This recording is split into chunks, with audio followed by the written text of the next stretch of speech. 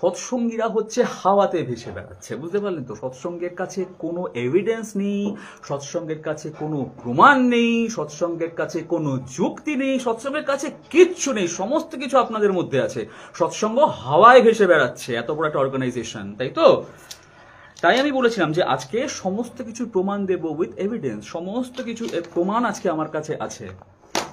একটা পাবনার মতন, বাংলাদেশের পাবনার মতন একটা জায়গাতে, একটা ভুতুড়ে গ্রাম যেখানে মানুষজন শিক্ষার আলো দেখেনি, আজ থেকে 136 বছর আগে একটা ভগবৎ সত্তা জন্মগ্রহণ করেছিল, যার নাম শ্রী শ্রী ঠাকুর অনুকূল চন্দ্র, যাকে আপনারা ব্যবসায়ী বলেন, যার ভগবৎ সত্তা নিয়ে আপনারা প্রশ্ন তোলেন। বাকিদের কথা তো ছেড়ে দিলাম, বাকিদের জন্য যা যুক্তি সমস্ত কিছু গতকাল আমি বলে দিয়েছি। আজকে খালি আমি আমার নিজের ঠাকুরের হয়ে লড়বো। হ্যাঁ, তো সে সমস্ত ভগবৎ সত্তা নিয়ে আপনারা প্রশ্ন তুলেছিলেন গতকাল। আজকে আমি আপনাদের কতগুলো জিনিস দেখাবো এবং তার রিপ্লাইও কিন্তু আপনাদের কাছ থেকে আমার চাই। যদি আপনাদের দম থাকে সেগুলো রিপ্লাই দেবেন আপনারা। প্রথম কথা হচ্ছে যে ঠাকুর যখন দেওঘরে, আমি কালকে বলেছিলাম নেতাজি সুভাষচন্দ্র বোস, জানকীনাথ বোস, দেশবন্ধু চিত্তরঞ্জন দাস, মহাত্মা গান্ধী এবং আরো অনেক মানুষজন, সত্যি কথা বলতে আমার মাথায় তাদের কথা ছিল না। আসলে এই দিন কোনোদিন আমাকে দেখতে হবে, আমি তো বুঝতে পারিনি যে আমাকে একটা আমার ঠাকুরকে প্রোটেক্ট করবার জন্য এরকম ফেসবুক লাইভে এসে এই জিনিসগুলো করতে হবে। যাই হোক, এটা ভালোর জন্য হোক বা খারাপের জন্য হোক, যাই হোক, সেগুলো আজকে আমাকে করতে হচ্ছে। তাহলে আজকে আমি আপনাদেরকে দেখাই, আপনারা তো সমস্ত কিছু জেনে শুনে বসে আছেন, আপনাদেরকে আজকে দেখাই যে ঠাকুর যখন দেওঘরে, তখন কোন কোন সত্তা, কোন কোন মানুষ, যাদেরকে আমরা বলি সমাজ সংস্কারক, যাদেরকে আমরা বলি যে একটা সময় দেশ তাদের ওপর দাঁড়িয়েছিল, তারা ঠাকুরের কাছে গিয়ে কি কি করেছে, তারা ঠাকুরের কাছে কেন যেত, কিভাবে কি তাদের বডি ল্যাঙ্গুয়েজ ছিল, সেই কথাগুলো আজকে আমি আপনাদেরকে দেখাচ্ছি। 1957 সাল 1957 শ্রী শ্রী ঠাকুর অনুকূল চন্দ্রকে দর্শনরত পশ্চিমবঙ্গের তৎকালীন সেচ মন্ত্রী শ্রী অজয় কুমার মুখোপাধ্যায় কি করতে গেছিল দেওঘরে? ইয়ার্কি মারতে। এটা শিক্ষাগত যোগ্যতা নিয়ে একজন অত বড় মন্ত্রী দেওঘরে কি করতে গেছিল? 1 নভেম্বর 1955 সাল শ্রী শ্রী ঠাকুরকে দর্শনরত তৎকালীন রেল প্রতিমন্ত্রী O.V. এলিগেশন কি করতে গেছিল? এপ্রিল 1968 সাল শ্রী শ্রী ঠাকুর অনুকূল চন্দ্র সমীপে বিহারের গভর্নর শ্রী নিত্যানন্দ কানুনগো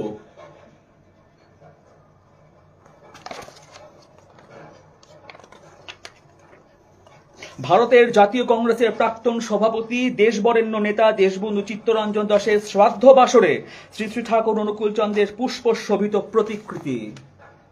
দেশবন্ধু চিত্তরঞ্জনের শ্রাদ্ধ বাসর, শ্রী শ্রী অনুকূল চন্দ্রের প্রতিকৃতি, তার গুরু। সৎসঙ্গীরা হাওয়াতে চলে না।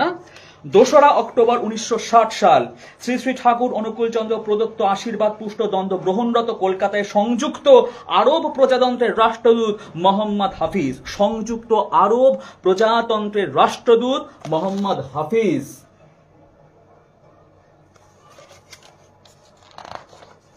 সৎসঙ্গ হাওয়ার উপর ভেসে থাকে। 1957 সাল দেওঘরে শ্রী শ্রী ঠাকুর অনুকূল চন্দ্র সমীপে কেন্দ্রীয় যোগাযোগ মন্ত্রী শ্রী লাল বাহাদুর শাস্ত্রী, আনন্দবাজার পত্রিকার সম্পাদক ও লোকসভা সদস্য শ্রী চপলাকান্ত ভট্টাচার্য এবং অপর লোকসভা সদস্য রাম সুভগ সিং কি করতে গেছিল ঠাকুরের কাছে? শ্রী শ্রী ঠাকুরকে দর্শনরত তৎকালীন ভাগলপুর ডিভিশনের IAS কমিশনার শ্রী VP কাশরফ।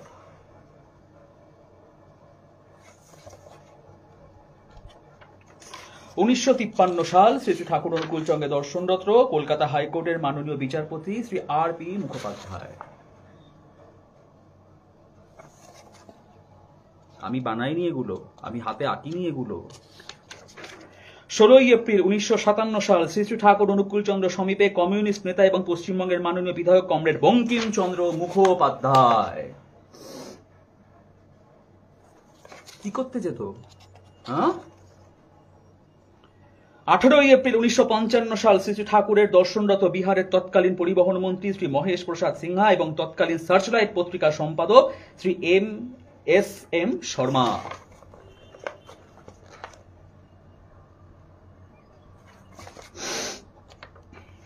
19 1957 সাল শ্রী শ্রী ঠাকুর অনুকূল চন্দ্র প্রদত্ত আশীর্বাদ পুষ্ট দণ্ড গ্রহণরত উড়িষ্যার অর্থমন্ত্রী ডক্টর রাধানাথ রথ।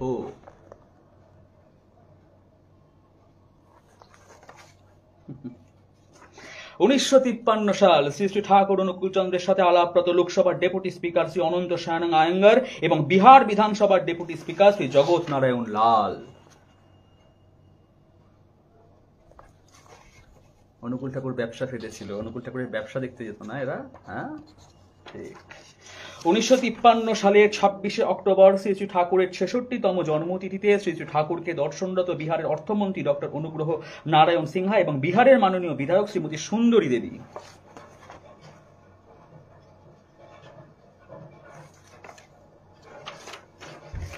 আচ্ছা, একটু বড় হবে আজকে লাইফটা। হ্যাঁ, 1955 সাল শ্রী শ্রী ঠাকুর অনুকূল চন্দ্র সমীপে প্রখ্যাত বাংলা সাহিত্যিক তারাশঙ্কর বন্দ্যোপাধ্যায়, শুনেছেন তো নাম, তারাশঙ্কর বন্দ্যোপাধ্যায়।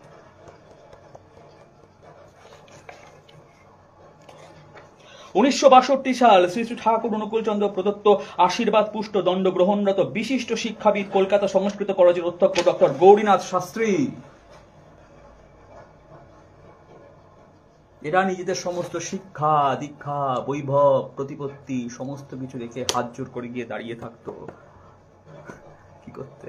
হ্যাঁ, 16 এপ্রিল 1958 সাল শ্রী শ্রী ঠাকুর অনুকূল চন্দ্রের দর্শনরত বিপিসিসি এর সভাপতি শ্রী নন্দকুমার সিং।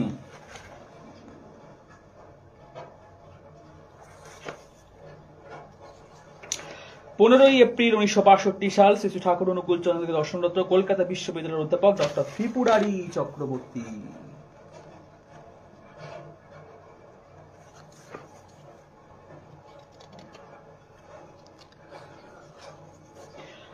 আটই নভেম্বর 1966 সাল শ্রী শ্রী ঠাকুর অনুকূল চন্দ্র প্রদত্ত আশীর্বাদ পুষ্ট দণ্ড গ্রহণরত ভারতের বিশ্ববিদ্যালয়ের মঞ্জুরি কমিশনের chairman doctor D S. Kothari.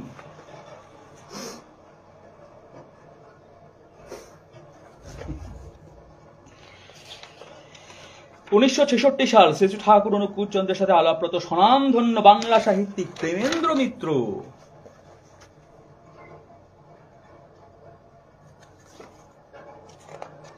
15 April 1962 সাল শ্রী শ্রী ঠাকুরকে দর্শনরত সাহিত্যিক শ্রী পবিত্র কুমার গাঙ্গুলি।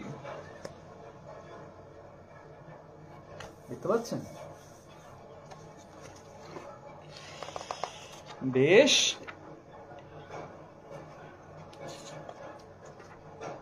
কালকে তো দেখিয়েছি এলগিন রোডে নেতাজির বাসভবনে শ্রী ঠাকুরের প্রতিকৃতি।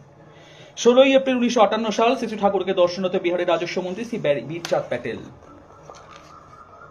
সমস্ত মন্ত্রী মহোদয়, দেশের উপাচার্য, শিক্ষিত মানুষজন সৎসঙ্গে গিয়ে অনুকূল ঠাকুরের সামনে হাত জোর করে দাঁড়িয়ে থাকতো তার ভগবত সত্তাকে বোঝার জন্য। সেটা নিয়ে আপনারা প্রশ্ন তোলেন, আপনাদের মতন মানুষ। 14 এপ্রিল 1966 সাল শ্রী ঠাকুরকে প্রণামরত বিহারের মুখ্যমন্ত্রী শ্রী কৃষ্ণবল্লভ সাহায় এবং বিহারের ভূতপূর্ব মুখ্যমন্ত্রী পণ্ডিত বিনোদানন্দ ঝা।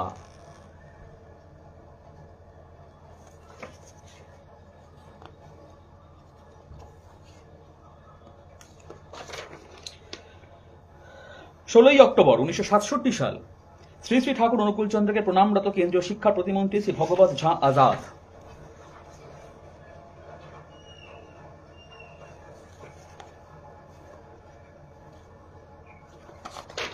15 এপ্রিল 1965 সাল শ্রী শ্রী ঠাকুরকে প্রণামরত পশ্চিমবঙ্গ বিধানসভার অধ্যক্ষ শ্রী কেশব চন্দ্র বোস।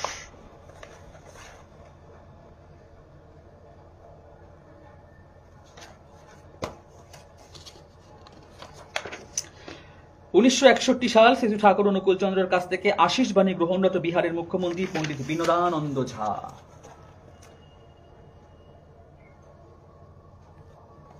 এক পরম সত্তার সামনে এরা সবাই গিয়ে মাথা নত করেছে, দেশের গণ্যমান্য ব্যক্তিরা সেই সময়। তার সত্তা নিয়ে আপনারা প্রশ্ন তোলেন।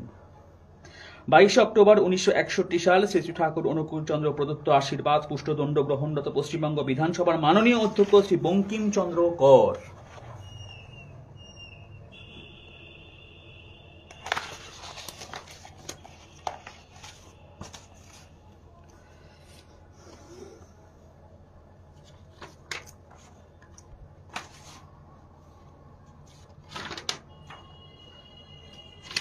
উনত্রিশে মে 29 মে 1925 সালে মহাত্মা গান্ধী শ্রী শ্রী ঠাকুরের সৎসঙ্গ আন্দোলন দেখবার জন্য পাবনায় চলে গিয়েছিলেন, যেটা আমি গতকাল বলেছি।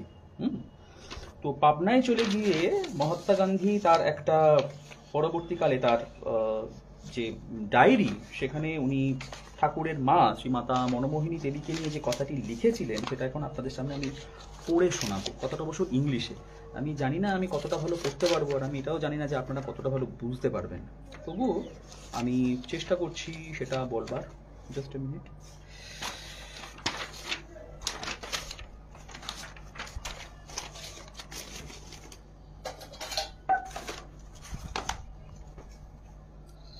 উনিশশো সাল অনুকূল চন্দ্র দর্শনরত শ্রী শ্রী ঠাকুরকে দর্শনরত পশ্চিমবঙ্গের তৎকালীন সেচমন্ত্রী অজয় কুমার মুখোপাধ্যায়। এই সমস্তগুলো তো আমি বললাম, আপনাদেরকে দেখিয়েছি। একটু জাস্ট সময় নিয়ে, আসলে অনেকগুলো তো অনেকগুলো কাগজ, অনেকগুলো ডকুমেন্ট আমার কাছে, হ্যাঁ, তো সেই সমস্তগুলো থেকে নেড়ে ঘেটে একটু আপনাদের দেখাতে একটু আমার সময় লাগছে।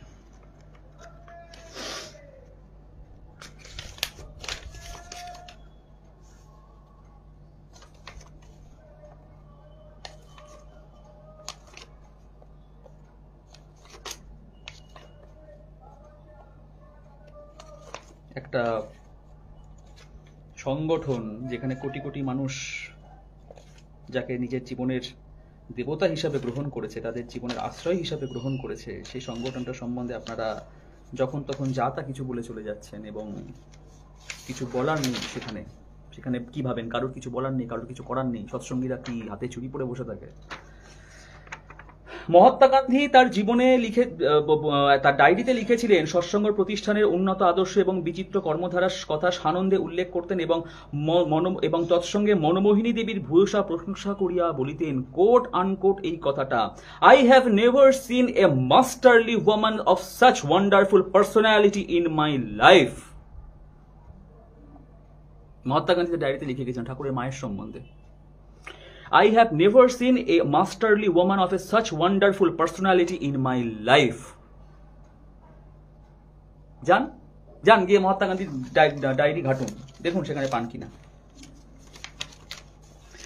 এখন যেটা বক্তব্য হচ্ছে সেটা হচ্ছে আপনাদের প্রচুর প্রশ্ন, আরো অনেক ডকুমেন্ট আছে আমার কাছে। কুমারনাথ গাঙ্গুলি, শ্রী পবিত্র কুমার গাঙ্গুলি ঠাকুরের প্রতিকৃতির সামনে সুভাষ চন্দ্র রেলগিন রোডের বসে, এই সমস্ত প্রচুর ডকুমেন্ট আছে। যাই হোক, এই সমস্ত আমি বলছি না, যা দিলাম হয়তো এতেই হবে। এবার কথা হচ্ছে যে আপনাদের না বেশ কিছু প্রশ্ন, সবসময় আপনারা সৎসঙ্গকে প্রশ্ন করতে ভালোবাসেন। দেখি আজকে আমি চেষ্টা করি যদি আপনাদের প্রশ্নের কোনো রকম ভাবে নিরসন করে দিয়ে যেতে পারি। প্রথম কথা হচ্ছে যে এই যে ছবিগুলো আমি দেখাবো, এগুলো সমস্ত আমার হাতে আঁকা ছবি নয়। তখনকার আমলের মানুষজন জনসমষ্টির মধ্যে তারা শ্রী ঠাকুরের সঙ্গে আলোচনা করতেন, আসতেন। প্রথমবার আকৃষ্ট হয়ে তারা আবার আসতেন ঠাকুরের কাছে, তারপর তারা ঠাকুরের কাছে আবার আসতেন। এই করে তারা দীক্ষা গ্রহণ করেছিলেন এবং তারা সৎসঙ্গের শ্রী ঠাকুর অনুকূল চন্দ্রকে নিজের জীবনের দেবতা হিসেবে গ্রহণ করেছিলেন।